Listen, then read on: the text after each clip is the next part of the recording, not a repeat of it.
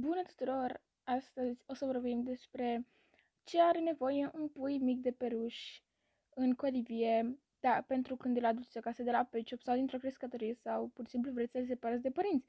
Așa că haideți să începem. Numărul 1. Acesta va avea nevoie, bineînțeles, de o colivie. Colivia nu trebuie să fie nici foarte mică, nici foarte spațioasă, ținând cont că dacă puiul este încă mic și nu știe să zboare, acesta va sta în mare parte doar jos și eventual pe niște bări de lemn de preferat, care sunt poziționate tot la fel mai jos. Deci fiți foarte atenți la modelul de colivie pe care îl alegeți. Numărul 2. După cum am spus, din cauza că nu știe să zboare, o să aibă nevoie și de o scăriță cu ajutorul care se suie pe acele bări de lemn, bineînțeles, scărița fiind tot de lemn, care poate să fie utilizată și ca și jucărie și ca și un ajutor. Deci, e de preferat să-i cumpărați una-două scărițe pe care să le poziționați pe una dintre bări și să-l lăsați să joace singur cu ele. Numărul 3. Eventual, acesta va avea nevoie și de un cuib. Eu am decis să-l fac folosind o cutie de carton și în interior, pentru a-i fi mai cald, ținând cont că vine toamna, am adăugat un fel de nisip special pentru pisici, pe care am văzut că îl pune lumea ca așternut, pentru pui foarte mici de peluș atunci când sunt încă în cuib. Unde, dacă va dori, bineînțeles, va sta, dar ca și așternut în colivie este de preferat să-i puneți cervețele, nu hârtie, pentru a nu aluneca sau să nu-i fie frig. Numărul 4.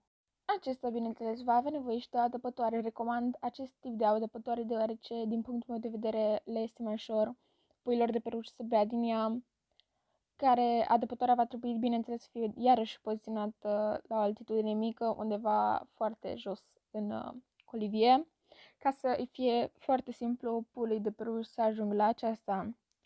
Numărul 5. Va avea nevoie de mâncare. Printre acestea se numără ou fiert, fructe, legume, semințe germinate, un amestec special de mâncare făcută cu apă călduță și un anumit praf. O să vă las linkul în descriere.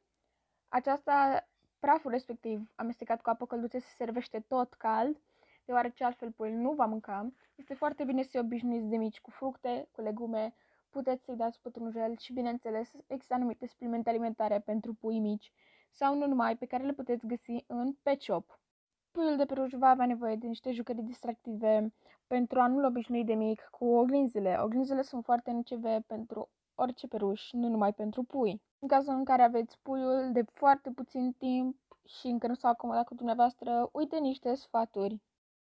Eu personal am făcut un plan pentru viitorii mei pui de peluș din 3 în 3 zile, pe care nu-l vom discuta în acest videoclip, însă doresc să vă spun că sfaturile de mai sus vor funcționa doar dacă puiul este mic cu vârsta până într-o lună și încă nu știe să zboare. Dacă puiul deja are peste 2, 3, 4 luni, nu o să vă ajute absolut deloc aceste sfaturi. Sunt expre doar pentru, probabil, oamenii începători care cresc peluși și s-au decis să ia niște pui și nu știu cum ar trebui să-i crească mai exact. Vă voi lăsa în descriere mai multe linkuri de unde puteți să luați mâncare, de unde le puteți lua jucării, de unde m-am inspirat eu cu acest videoclip, alte videoclipuri care vă pot ajuta. Însă nu uitați, pentru a avea grijă de un pui de peluș veți avea nevoie de foarte mult timp, va trebui să-l hrăniți dumneavoastră, va trebui să fiți atenți să nu se rănească, să vă mai jucați din când în când cu el, să legați o prietenie. Altfel lucrurile nu vor funcționa și riscați, dacă nu-l hrăniți corespunzător, dacă nu-i acordați timpul necesar, să moară și bănuiesc că nimeni nu și-ar dori așa ceva. Dacă aveți alte întrebări și doriți să mi le adresați, vă stau la dispoziție în secțiunea de comentarii. Eu nu mă consider neapărat un expert în peluș, însă mă consider un mic crescător. Am avut de-a face cu pelușii de multe ori de-a lungul vieții mele, în special cu pui, și cum am observat că nimeni nu a vorbit despre chestia asta în România, m-am gândit să încerc eu să fac așa ceva. Deci, dacă aveți orice întrebare, îi vă stau la dispoziție în secțiunea de comentarii. Vă mulțumesc foarte mult și dacă doriți să vedeți un plan de dresare a pelușului din 3 în 3 zile, vă rog să dați un like și să-mi cereți în comentarii. Bineînțeles, dacă aveți alte idei de videoclipuri, vă rog să-mi scrieți în comentarii. Sper că v-am fost de ajutor. Ne revedem data viitoare!